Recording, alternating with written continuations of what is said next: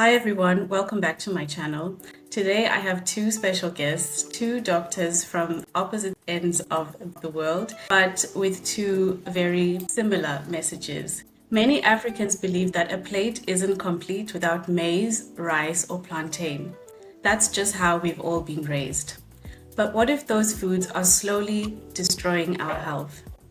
Today, I'm joined by Dr. Chaffee and Dr. Innocent to talk about the dangers of carbohydrates, fiber, and plant-based diets, especially in an African context. Dr. Innocent, would you mind introducing yourself first? Thank you so much for me. My name is Tumusiingize Innocent. Right now, I'm 43 years old. I am from Uganda. I'm a public health dentist, and I'm so glad to be here. I'm involved in a number of things. For example, I'm involved in a private practice, that is dentistry. I'm involved also in humanitarian work. I'm a director for an NGO, non-government organization, which gives dental care to people in the community. We visit communities, we find people with dental issues, we do fillings, we give them artificial replacements, we clean their teeth, we teach them, we do fluoridation.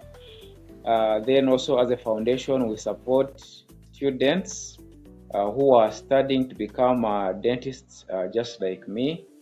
So basically that is the kind of work that we do. I'm also, of course, having this channel called Carnivore Africa. Thank you, Dr. Innocent. Dr. Chaffee, please introduce yourself, though many people know you already, but for those who don't, this is one of everybody's favorite carnivore doctors, Dr. Anthony Chaffee. Oh, well, thank you very much. Yeah. My name's Anthony Chaffee. I'm 45 years old. I'm from America originally, but I currently live and practice medicine in Australia, in Perth. I've been actually involved in humanitarian work in Bangladesh, helping the Rohingya refugees escaping from Myanmar back in 2017, 2018. And then after that, I moved to Australia.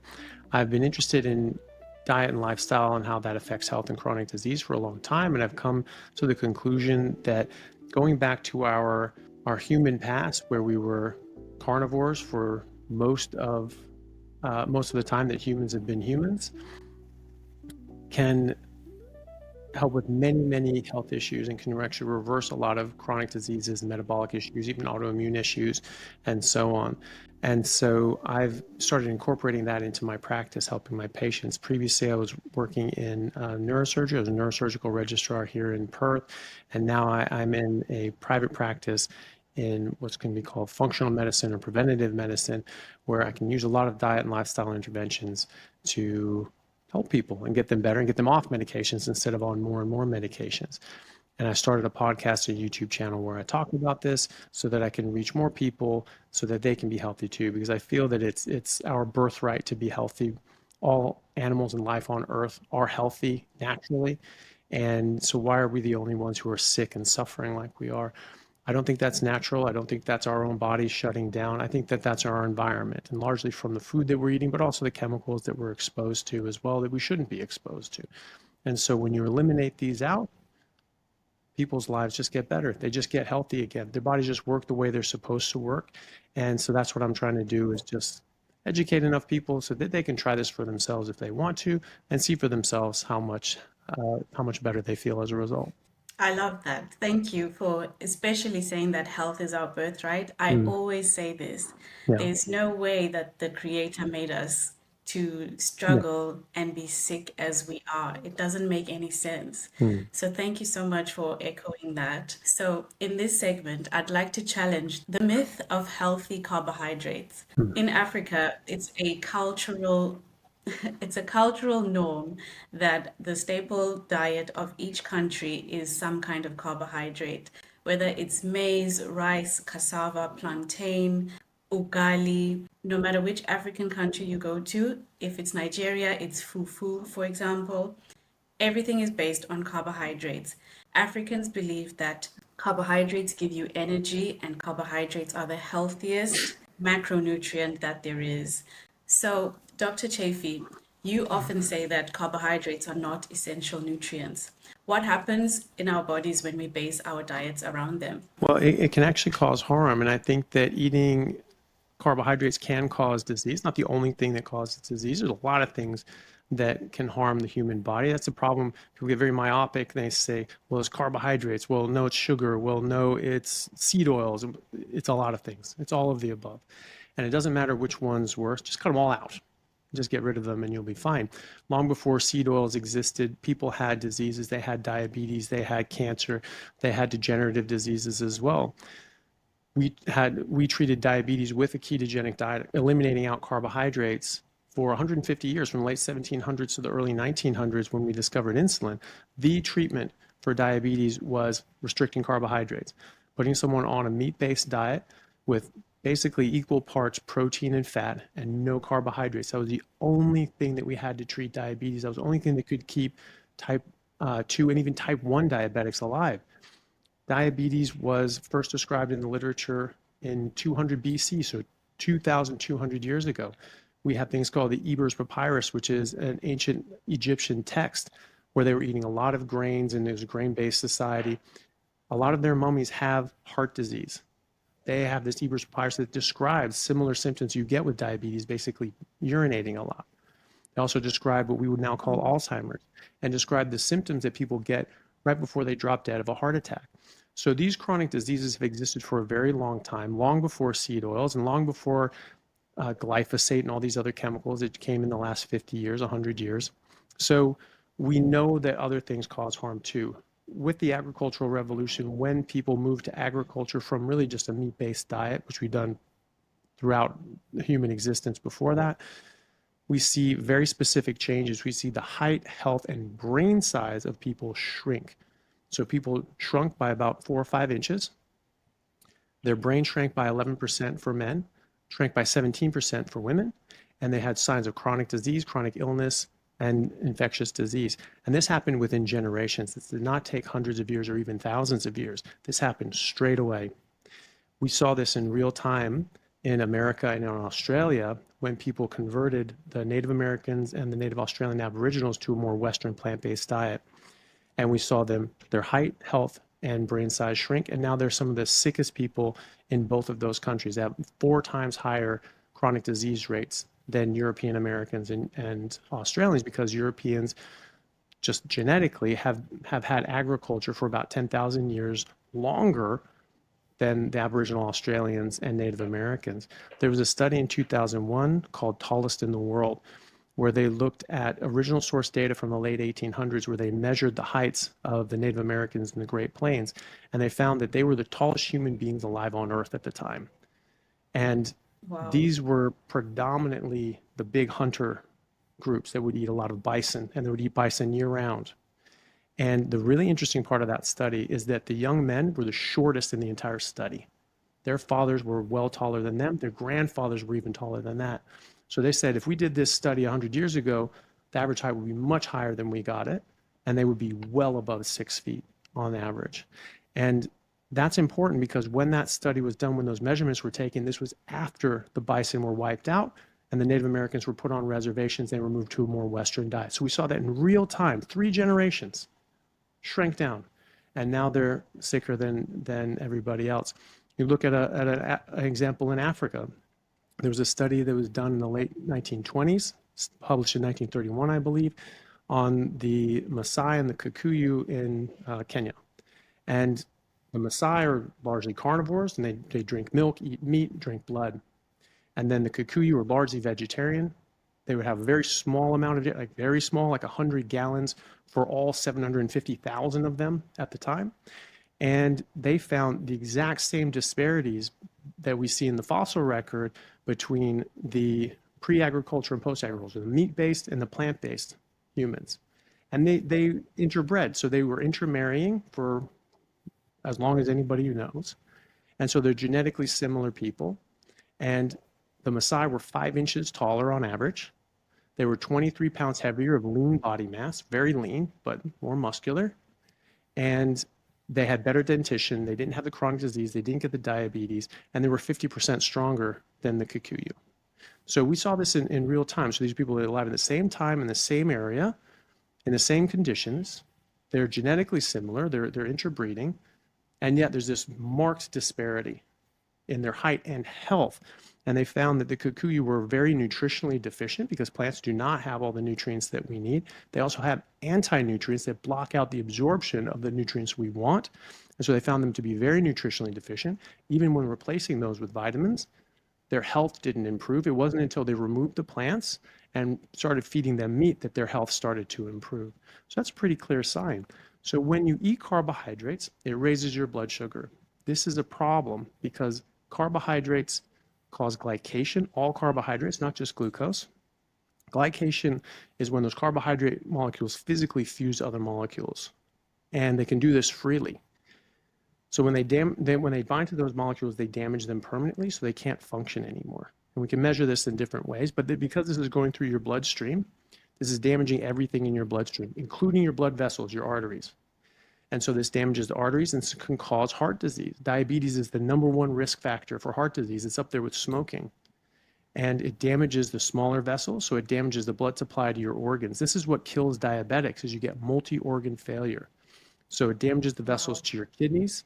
#1 cause of kidney failure is high blood sugar, diabetes. #1 cause of adult onset blindness is high blood sugar, diabetes. The #1 cause of having to get your leg amputated is high blood sugar, diabetes, and the list goes on. Then your body tries to defend against this damage by raising insulin. That would be fine if the only thing insulin did was drive energy into cells, but it doesn't. It does hundreds of different things in your body, many of them very important. And when you get elevated insulin, it is out of balance and you get a disruption in your normal physiology. So PCOS, polycystic ovarian syndrome, it's the leading cause of female infertility worldwide. This is now being called type 4 diabetes because insulin blocks the conversion of testosterone into estrogen in women's ovaries. So they get too much testosterone, not enough estrogen, and they become infertile. This can also, high insulin levels also downregulate the LH receptors on men's testes, meaning that they won't produce as much testosterone. So testosterone levels come down. It also blocks a hormone called growth hormone, which comes from the pituitary, and basically keeps us young and youthful, helps us burn fat. So this does a lot of harm. Alzheimer's is now being called type 3 diabetes because we see insulin resistance of the brain, and so now energy can't get into the brain properly. And ketogenic diets, so zero carbohydrate diets, so you turn on your ketones, that can actually be a better treatment for Alzheimer's than every medication ever trialed. So there are a lot of reasons why carbohydrates can be damaging. And when we remove carbohydrates and go into a more ketogenic approach, like a carnivore diet is a ketogenic approach. It's just meat and water, meat, eggs, and water. Fish is fine. And you cut out the carbohydrates. That is our natural metabolic state. That's the natural metabolic state of nearly every animal in the wild. 70% of animal species are carnivores, just like us, and they just eat protein and fat. And so they run on their fat, they're in ketosis. But also herbivores that largely eat plant matter with fiber, they also mostly get their energy from fat and then the rest from protein, because when they eat fiber, this is made out of glucose, but no vertebrate animal can actually break down fiber. It's the bacteria in their gut that break this down. And as a product of breaking down and eating the glucose, those bacteria make saturated fat, and then the bacteria die off and get absorbed as protein. So gorillas that just eat leaves, they actually absorb 70% of their calories from fat and 30% from protein, almost nothing from carbohydrates. Cows get upwards of 80% of their calories from fat, 20% from protein. So we can't do that. We don't have the ability to break down fiber and turn that into fat properly. We don't have that ability. We have an appendix, which is a very small thing about the size of your finger, but in gorillas and chimpanzees, that's several feet long, and that's where fiber packs in and breaks down and ferments into saturated fat and protein. So you get a lot of benefit by cutting out carbohydrates, and we have literally thousands of randomized controlled trials in humans showing that when you remove carbohydrates and go into a ketogenic diet, this can massively improve a lot of different health issues like diabetes, that we found we can reverse diabetes. We can reverse heart disease in some cases. We can reverse autoimmunity in some cases. It was a better treatment for Alzheimer's than every medication ever trialed. Ketogenic diets were a better treatment for Parkinson's than every other diet trial against even the so-called Mediterranean diet. It was better than that. It was better than the DASH diet for weight loss. It was better than a high carb, low fat diet for weight loss and health as well. So there's a lot of evidence that removing carbohydrates is really good. A, because you're not getting that damage from glycation and elevated insulin, but also because you're in a better metabolic state. Those ketones are your natural energy source. When you have ketones available and glucose available, most of your body will only run on ketones until you run out of ketones, and then it'll go to the glucose. So that's our primary energy source, and that is better for our brain. It's better for our heart. Our heart contracts and increases cardiac output by up to 30%. So this is why this can help with heart failure without medications. It reverses diabetes, it can reverse PCOS, and it can improve so many other things as well. Arthritis, damage to your joints, that is caused by glycation, or at least can be caused by glycation. And so we've actually taken out, or there's studies that they've taken out damaged cartilage and actually see they're full of that glycation damage, that sugar damage. We see that in spines as well. I work in neurosurgery, we see a lot of degenerative spines. You have to take out chunks of that spine because they're pressing on nerves. And you look at that in the lab, and it's full of that glycation damage. So sugar is literally rotting you and damaging you from the inside. It's called, they make advanced glycation end products, AGE. It's literally aging you early from the inside out. So it's very beneficial to cut that out and go back to our natural diet. You know, one really important way and really easy way of telling if carbohydrates are part of our natural diet, what does it do to our teeth? It can rot our teeth, and it can produce bacteria that cause cavities and cause tooth decay. I'm sure Dr. Innocent can attest to this, that you get much worse dentition, and the oral health is a window to your overall health, and especially your cardiovascular health. And so any food that damages your teeth is obviously not our natural diet or our most optimal diet, because no animal in the wild can afford to lose their teeth. If they're eating food that rots their teeth, they die. You can't eat without your teeth. And so that is clearly, animals don't have dentists, and we do. Why do we need dentists? Well, most of that is because of this decay that we're seeing because we're eating the wrong food. Absolutely true. Thank you, Dr. Chaffee. And No yes, problem. Dr. Innocent actually is, as you mentioned, he is a dentist and he does see this. And Dr. Innocent, I wanted to ask you, since you work with African patients and our African community that does believe that carbs give energy and that should be the main basis of every meal, what are the real life consequences of carbohydrate heavy diets that you've seen in the Ugandan community? Because personally, when I look at my family members, all I see is men walking around with the biggest pot bellies that you've ever seen. And for example, my family members, I've told the men in my family, stay away from carbs and beer in particular, which is very high in carbohydrates. And they look at me like I'm crazy. But when I look at you and Dr. Chaffee, I know that your bodies are like the dream male body. Any male watching will definitely want to switch to carnivore after seeing both of you, because I'm sure you both have abs. You both have very high lean muscle mass. Who wants a pot belly, honestly? Dr. Innocent, please tell us, what else have you seen besides, this big gut on men, which they call the dad bod, which is just the most unattractive thing. Let me start with a tangent about the pot belly. Dr. Chaffee, you can't believe, but most people here, they take pride in pot bellies. It's unbelievable. They hear people having pot bellies, they look at it as a sign of wealth, as if once someone has a pot belly, then it's an impression that he has money. But that pot belly comes with so many troubles, so many problems.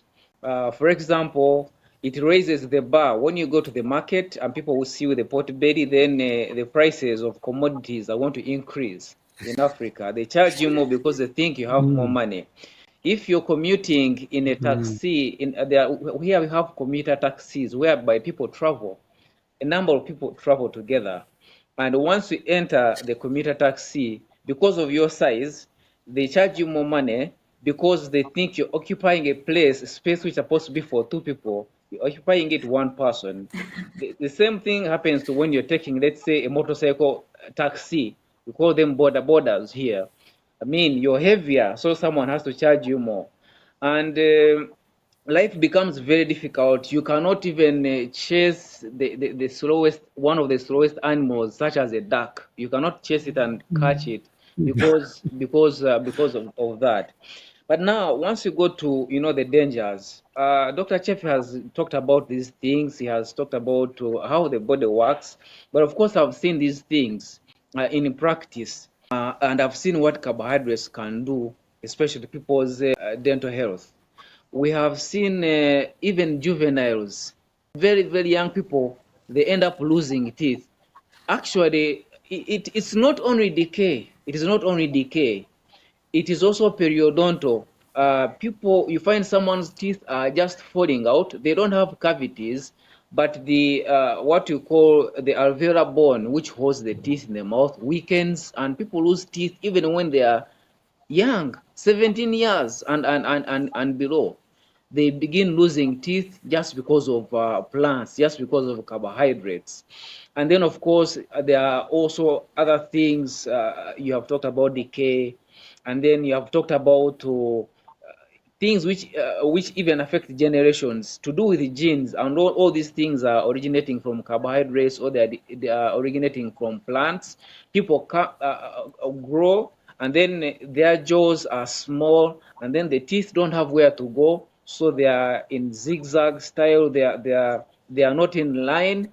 Once they bite, the upper teeth will not meet with the lower teeth, and then there's a erosion of teeth of the enamel. There's a what you call attrition. So many things are happening.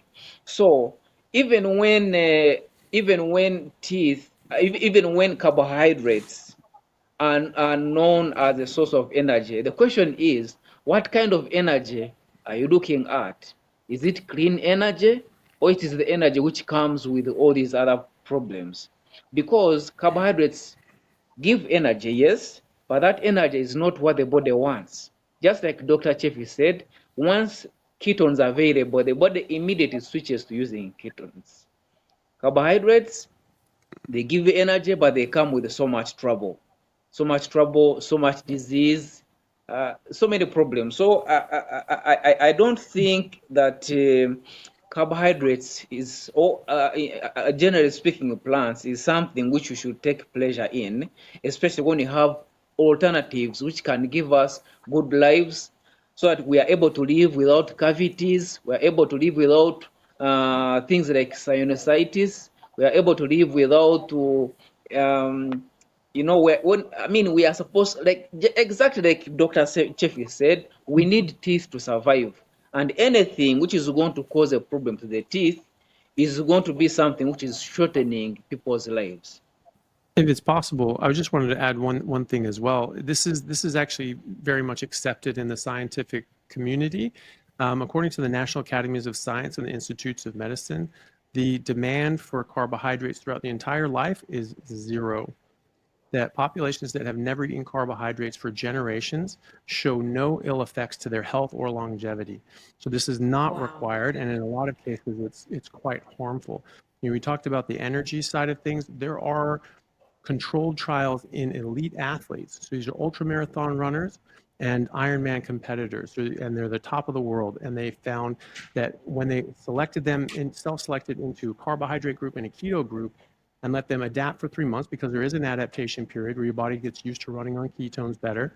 After 3 months, when they competed with the carb athletes, they beat them in every single physical test. So a 100-mile run, they beat them.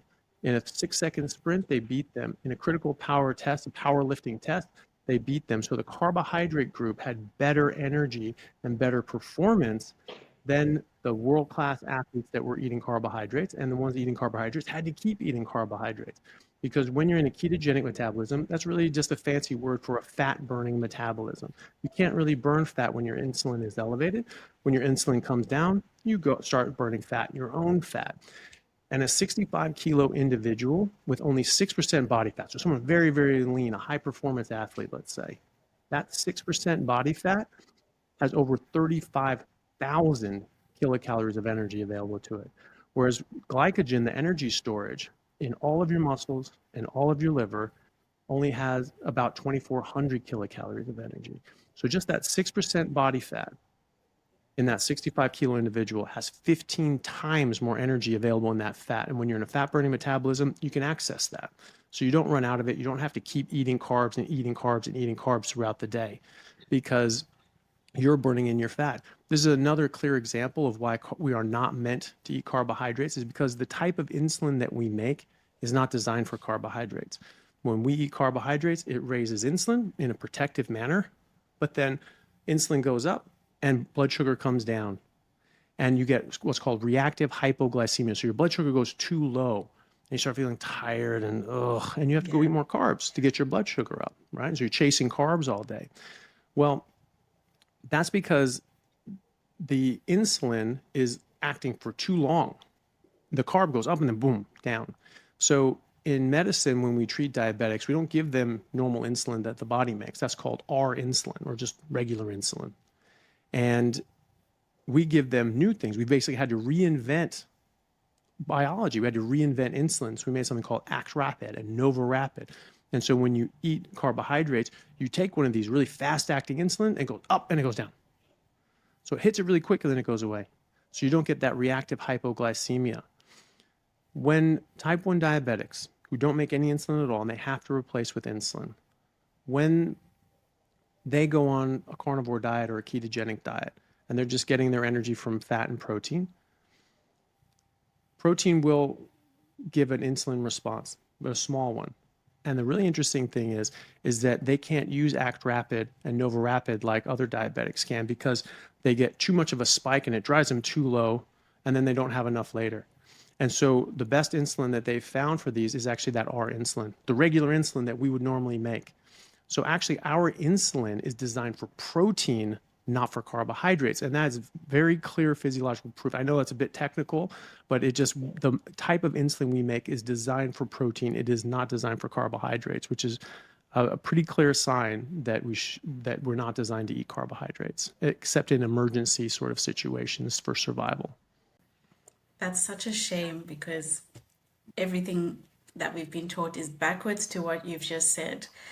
But whoever's watching, now that you have the information, you can make the relevant changes. So I wanted to move on to segment 2. Africans are obsessed with bowel movements. We believe that we need more fiber in order to have better health. We call this the marketing myth of that fiber cleanses your colon. Dr. Chaffee, please tell us why this is not true and how fiber can actually cause constipation and bloating instead of fixing it. Well, I mean, quite simply, the way it causes bloating is because you cannot break down fiber. Remember, no vertebrate animal, meaning any animal with a spine, is able to break down fiber. So it has to just pass all the way through. So that's not improving your digestion. It's actually stopping your digestion because you can't digest it. And that can actually act as a physical matrix and block your food and your digestive enzymes from reaching your food, and then that digested food from getting into your intestine, into the walls of your intestines. So some studies have shown that it can actually reduce absorption by up to 30%. Now, if you're a diabetic and you're eating a whole bunch of sugar and you eat that with fiber, sure, that's great, because you're actually reducing 30% of the carbohydrates you're eating. Eat 30% less carbohydrates and you'll be in the same position. But what fiber then does is it goes down into your colon, into your large intestine, and the bacteria start working on that. They start turning some of that into those fatty acids that I spoke about, but not much. It can't do all that much because it's not there for all that long.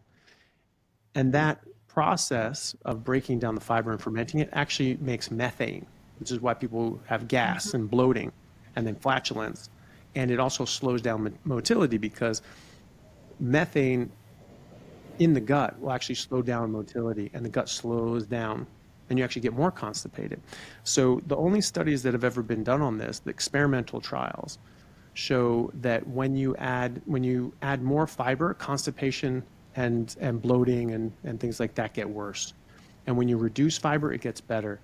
And in the group that they eliminated fiber altogether, actually improved 100% of their symptoms. So that's the opposite of what we're told. It's actually shown that it slows down motility as well. So that the transit time of our stools when you eat fiber is actually slower than the same food without fiber.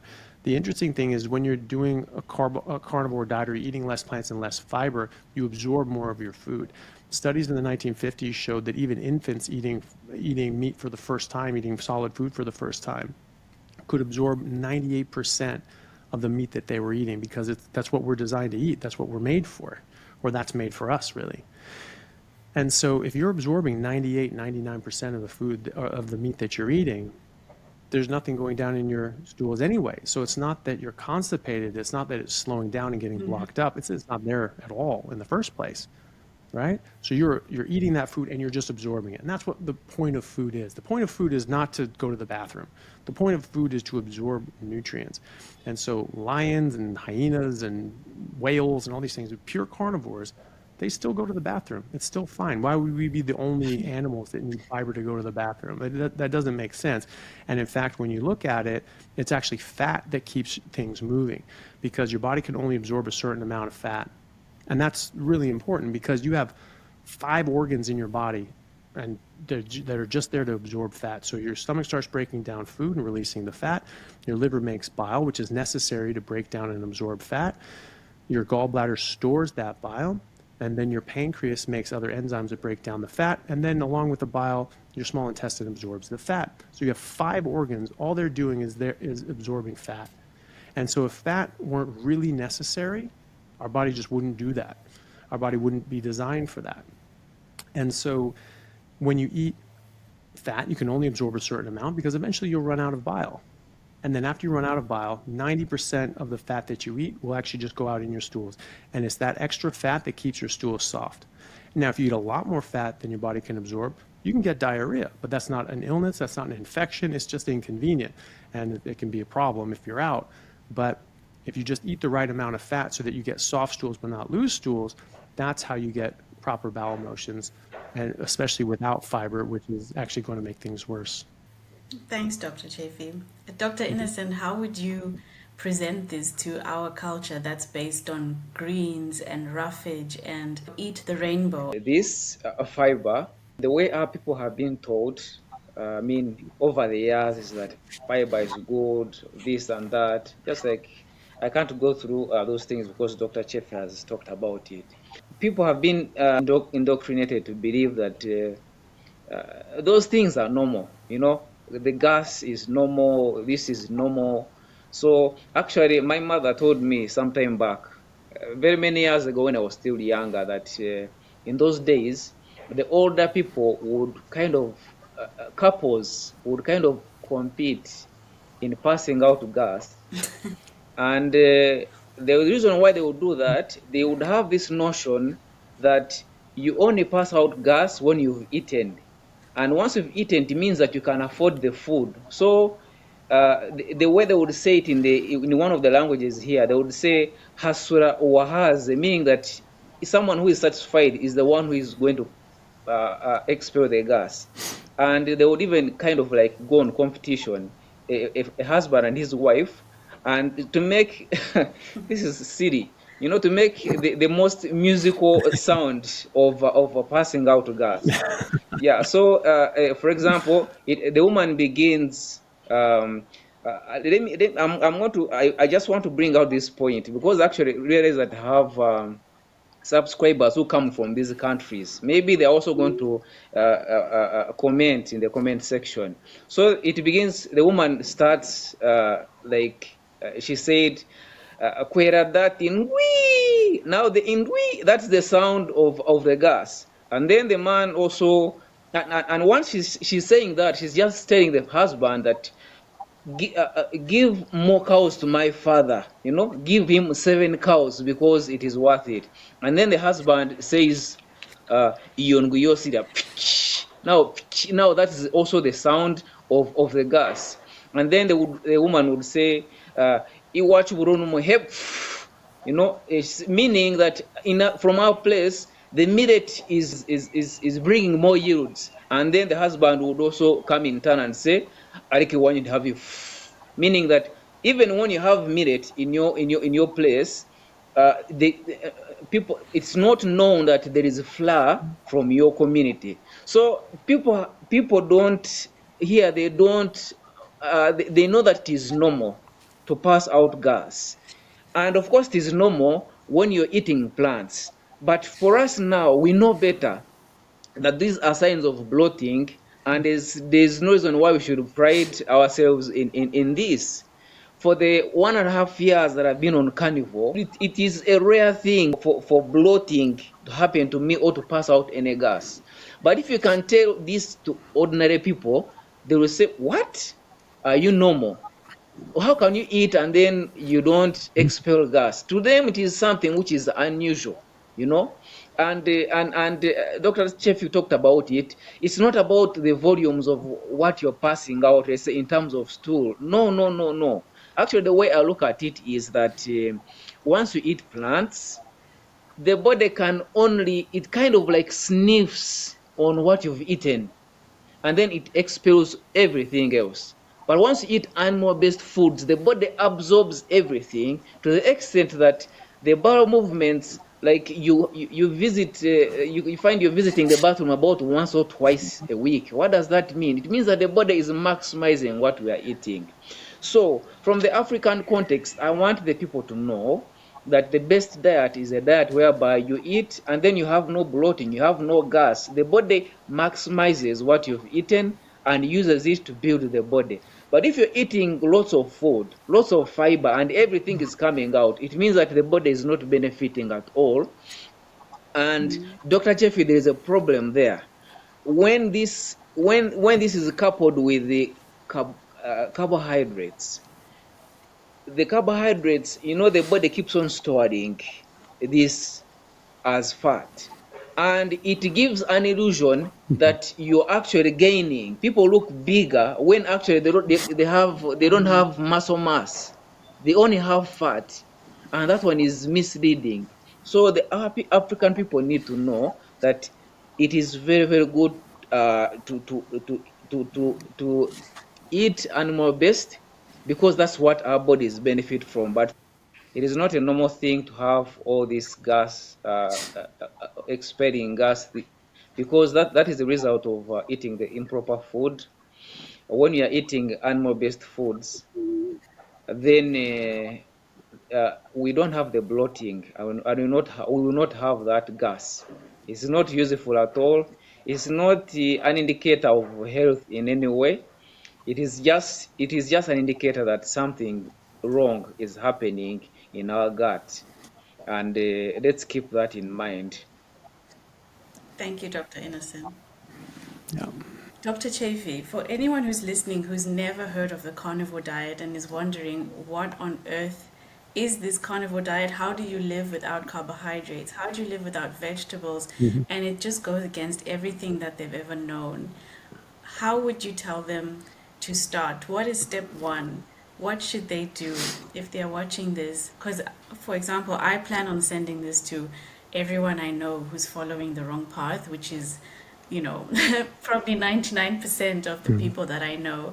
Dr. Innocent's probably in the same position, and many other Black and African and Caribbean descent people are in the same boat. We are struggling to get our friends, our families to understand the carnivore diet. And even when we send them your videos, for example, as a carnivore doctor, we're not guaranteed that they're going to watch it because it's just so foreign to them and it's hard for them to process. Not that we want to force anyone to switch their diet, because it's everyone's individual choice. But most of us on this journey, we do it because we love them and we know the benefits it's had for us.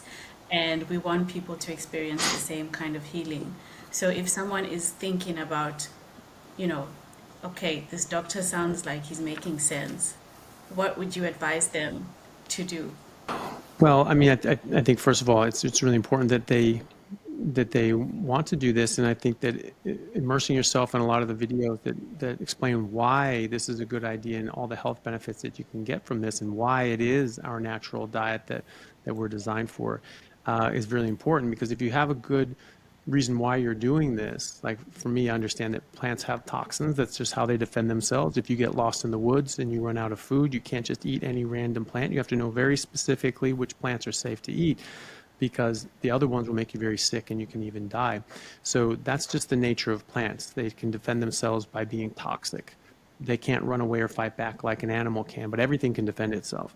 And so we have to recognize that, and understanding that they have these toxins and that carbohydrates can cause damage and that your body works better without them, and that meat is our optimal nutrition. That's where you get all the nutrients you need and nothing else that's harmful to you. Saturated fat does not cause heart disease. Cholesterol does not cause heart disease or cancer or anything else. This has been shown again and again in high-level experimental studies.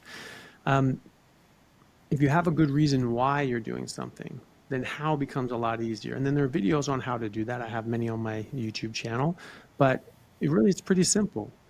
You just eat fatty meat until it stops tasting good. And you want a lot of fats. You want like 1 to 2 grams of fat to 1 gram of protein. So it's a lot of fat. It's a lot more fat than we're normally used to eating.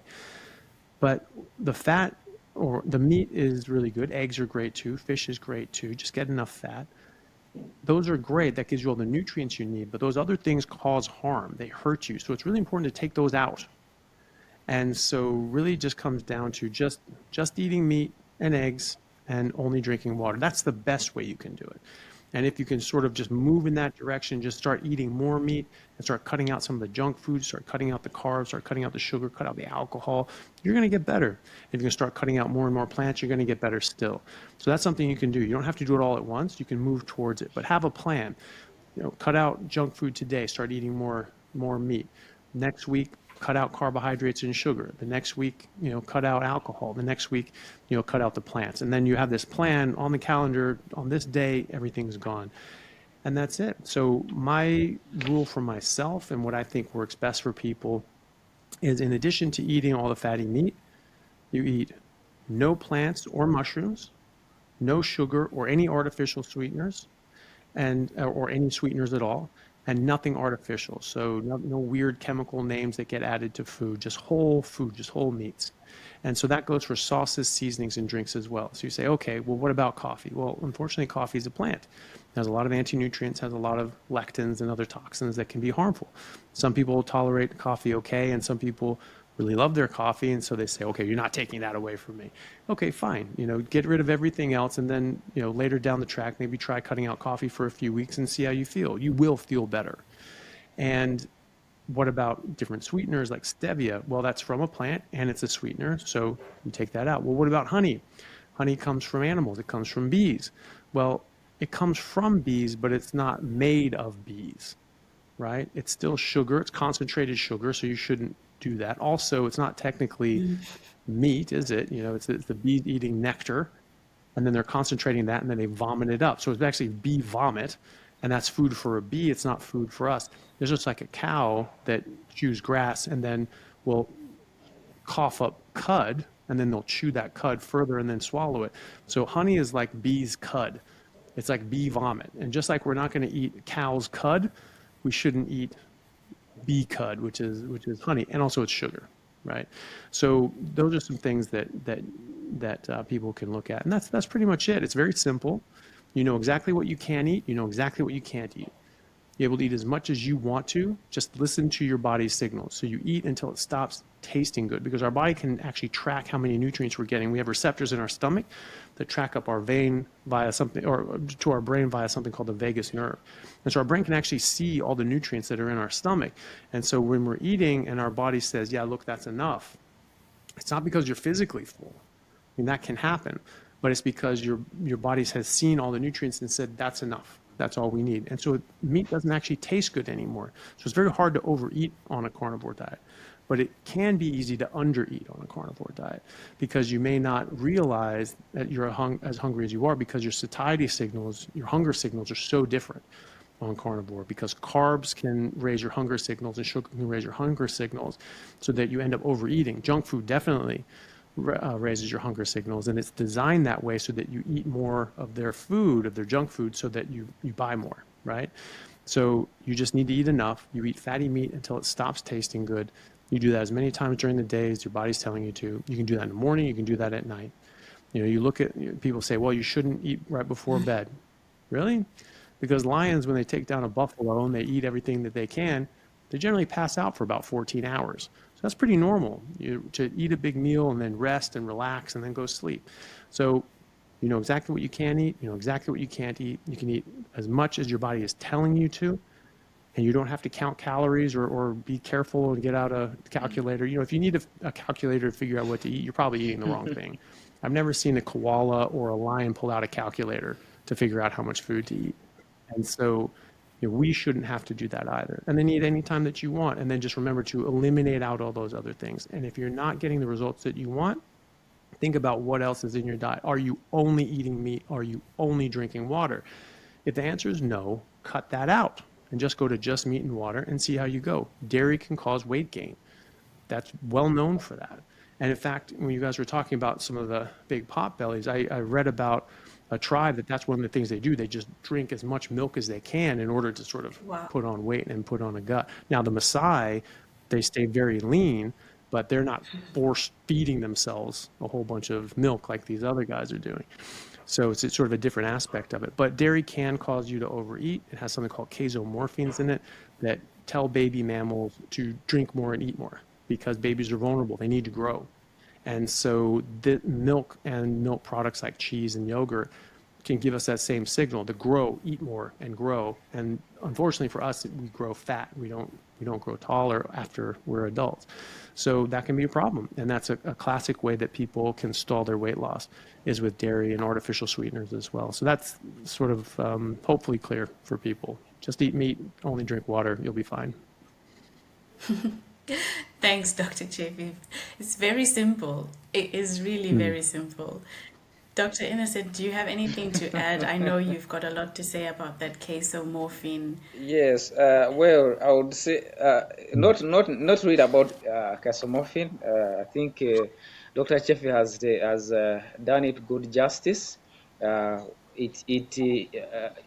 are going to put on weight on dairy, but about what I've been talking about, how does someone start? How do you start? You just have to start, because there are lots of options to start with. We have at least in our community, I know that we have, for example, things like eggs, chicken, meat is there. So I think if you want to start carnivore, then you start. Just ditch the carbs and then start eating the animal-based foods, and let the animal fat be there in the rightful amounts, just like Dr. Chaffee has said. And of course, as you're doing that one, you have to plan. You have to plan ahead, because when you go carnivore, you find that you need some things which you might not be having. Things like deep freezers. You need the supply chains of meat. Time comes, and then Dr. Chefa will tell you that here in our communities here in Africa, these butchers are not really honest people. There are sometimes when they slaughter animals which are sick, and then somehow they get them into the market, and then you end up buying those animals and eating them. So it is important for people to plan, so that let's say if you start carnivore, you can say in about 8 to 10 years time, I'm going to be having maybe some of my animals. You can let's say look after animals yourself ahead. If you can plan ahead, this is something which is possible, so that you don't have to always buy from the market. You can also get from your own from your own initiatives, from your own startups. In African setting, it is possible because there are places you go to and you can get land which is cheap, and then you can do all sorts of things like raise animals and birds and things like that. So you have to start. Don't wait. Start with what is there, and then keep on planning for the future, so that when time comes, you have what to eat for you and your families. In African setting, we should have big families, and as people grow older, there's going to be need for them to go carnivore. When they're still younger, they can move around, they can play about with things, with the plants. But there's a time when the body is exhausted and it cannot go on without disease. So in that case, you have to switch to carnivore, and that's when you're going to be okay. Of course, I'm not asking people to wait for that time when their health fails. No, start now. But as you plan, you'll find that more and more of your family members will need to go carnivore. They'll begin seeing the good things which carnivore is bringing to your health, and they'll also want to do what you're doing. Are you able to support them? So plan for this. Thank you, Dr. Innocent. And thank you, Dr. Chaffee. When I let my subscribers know that Dr. Chaffee was coming onto the channel, they were very, very excited. And I have a few questions from my subscribers that they've asked me to ask you, Dr. Chaffee. So the first one is from RL. Sure. What is Dr. Chaffee's go-to meal during the week? Well, what's easiest for me is usually steak of some form. It's usually pretty easy to get ribeye that has a lot of fat. It's usually about 1 gram of fat to 1 gram of protein. And maybe if I want a bit more, I might add grass-fed butter to that. So that's pretty common. Right now I have a big rump steak with big, thick fat cap on it as well. And right now I'm on an egg kick, so I've been having a lot of eggs as well. But it's mostly beef. Most 99% of what I eat is beef. Okay, nice. And someone else asked a question that I could probably answer, but I'll let you answer first. It's from Forced Fuels. She says, I've been wanting to ask him if he thinks the inappropriate hair growth associated with PCOS can be reversed with enough time on carnivore, and if Yeah, he's seen yeah. anyone doing it. Yeah, absolutely. So that inappropriate hair growth is called hirsutism, and that's from the elevated testosterone levels. And so when you get your insulin levels down, you will start normalizing your testosterone estrogen. So just to reiterate, women make testosterone first, and that's converted into estrogen in the ovaries. But insulin blocks that conversion, so you get too much testosterone, not enough estrogen. So you get rid of the carbohydrates, your insulin goes down, and now the woman's testosterone and estrogen normalize. In fertility clinics, the treatment for PCOS is actually putting them on diabetic medication like metformin, which lowers blood sugar, lowers insulin, and then so that now you can convert that testosterone into estrogen properly. So yes, it will. When your testosterone normalizes and your estrogen normalizes, that hair typically falls out. People often lose weight, and their body redistribution sort of goes back to what it was before. It can take time, but yes, eventually that usually does improve. Can't say necessarily 100% of people won't have like a little bit of residual, but for most people it improves greatly. Yes. Yeah, for me, it was gone in the first 3 months. Perfect. And There you then go. we have another question from Jasir. He says, I think a good topic to bring up is about parasites in general and how many people think they'll be full of parasites on an all meat diet. Well, it depends. If you're eating contaminated meat with a bunch of parasites in it, then that can happen. But that's where I think cooking came in, and we have fossil evidence that we've been cooking meat with fire for at least 1.6 million years. We have evidence of ovens being used 800,000 years ago. And I think that, and it just basically, I mean, every culture has a fire myth on when we discovered fire and how massively and this improved our lives and things like that. So fire is very common. I mean, every civilization around the world has fire and has been cooking meat and cooking food. So I think that was a survival advantage specifically for parasites, because when you cook meat, it kills those parasites that happen to be in that meat.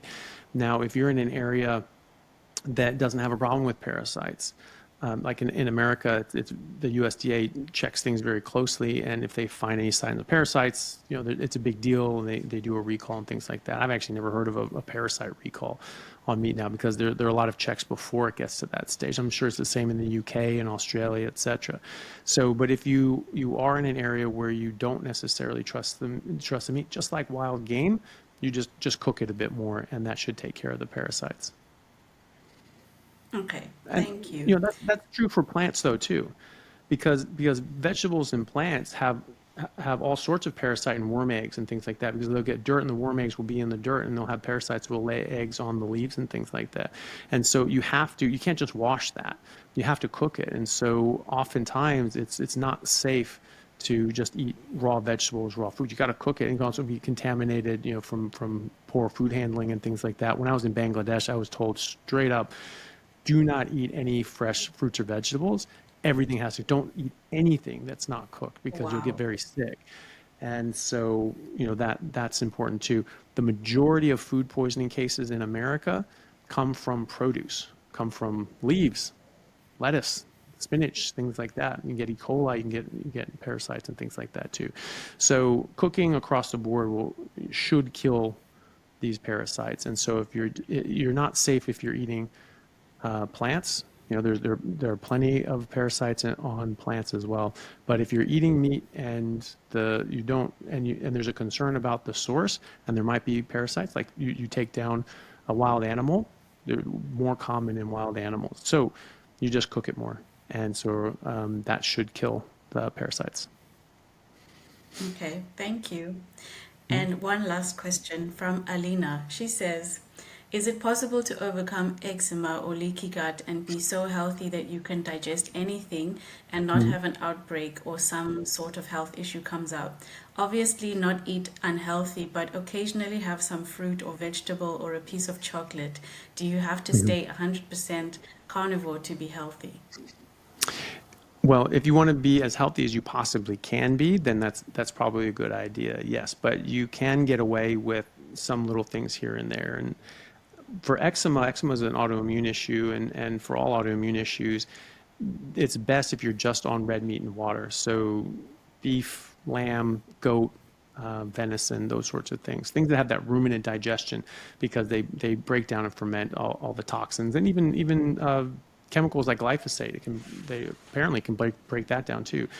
So it seems to be that those lectins and those toxins or chemicals can actually cause the autoimmune condition like eczema. Now, some things you put on your skin can also trigger eczema as well. So you have to sort of get rid of all these things. Yes, you can heal leaky gut. It can take time. And so people find that with autoimmune issues that they have to be pretty strict for the first 6 months especially. And even dairy and eggs can trigger this, especially egg whites. And so after about 6 months to a year, people can tolerate a little bit more. But the problem is that you can tolerate this because the leaky gut is closed off, so things aren't getting into the body and causing problems. But the problem is that those things cause leaky gut. And so, yes, you can probably tolerate a little bit of it.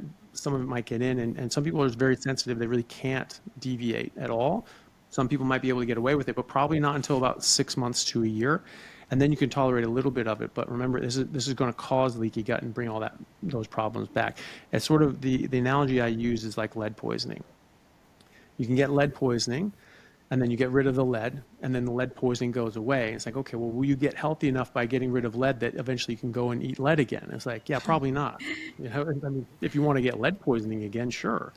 But the food is causing the disease. The vegetables and the fruit are causing the eczema. And so while you can heal the leaky gut and you can improve things to a point that you can tolerate some of this, some people can, not everybody can, it will bring the problem back, especially if you're having a bit too much. So just be mindful of that. And there are people that really just can't tolerate any of it. So you might find that you can have a bit of this every now and then. If you have too much, you can wind up back where you started, though. Thank you so much. That No is problem. amazing. And thank you for joining me on my channel. It's Yeah. like I couldn't even have dreamt this happening. So thank you so much. No, you're welcome. And thank you, Dr. Innocent, for joining us. Dr. Innocent and I are on this mission to heal Africa. So thank you for being one of our first steps to doing that. Hopefully, we will have healing carnivore retreats in all the African countries one day. We just need to make it Great. happen. And of course, we'll invite you to be a Yeah, speaker. that'd be great. Well, And I think. Oh, sorry. I was just going no, to go say. ahead. I Thank you. I think this is really important for everybody, but obviously for certain people, I think it's even more important.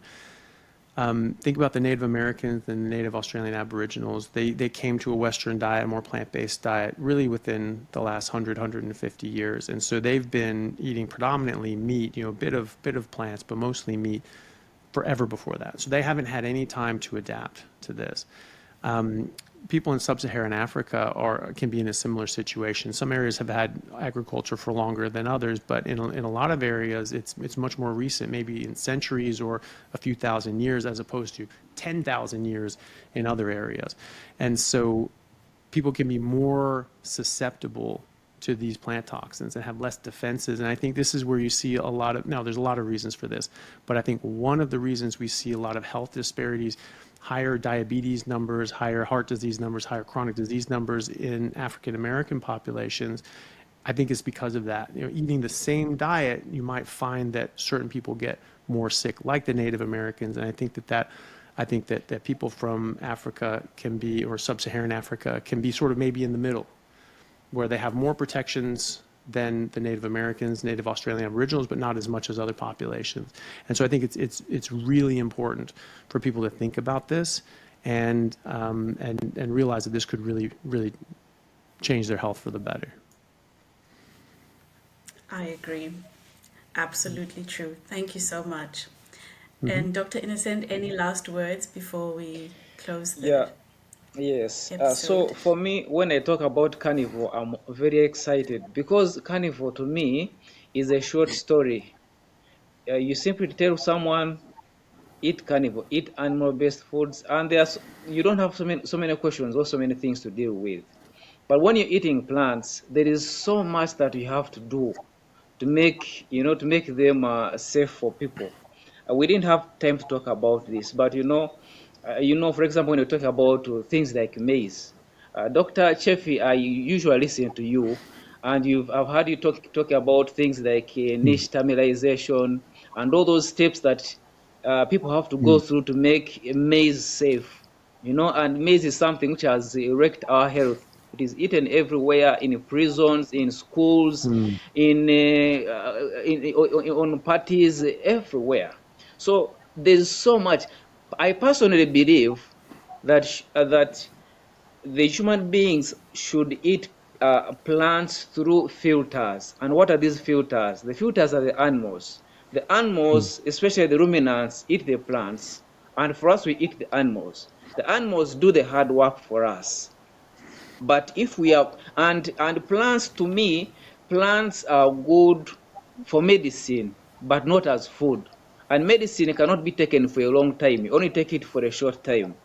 But if you are to take plants in every day, carbohydrates, then we are going to get trouble. There's going to be trouble. So I appeal to the African people. Let us begin changing our minds about the plants. Let us wake up to the fact that these plants are loaded with the toxins, with anti-nutrients, with the carbohydrates, with the glucose, so many things, fructose. There is so much to talk about. The short story is, eat animal-based and they're going to be safe.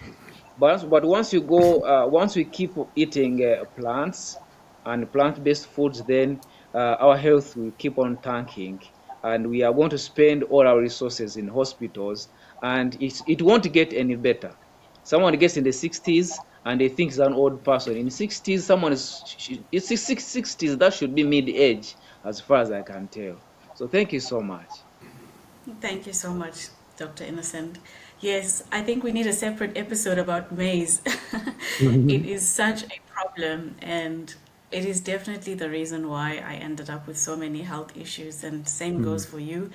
And same goes for so many Africans who are sitting there right now wondering what is making them sick, and they keep having the same meal for breakfast, lunch, and dinner, unknowing that it's the staple food that they believe is so good for them.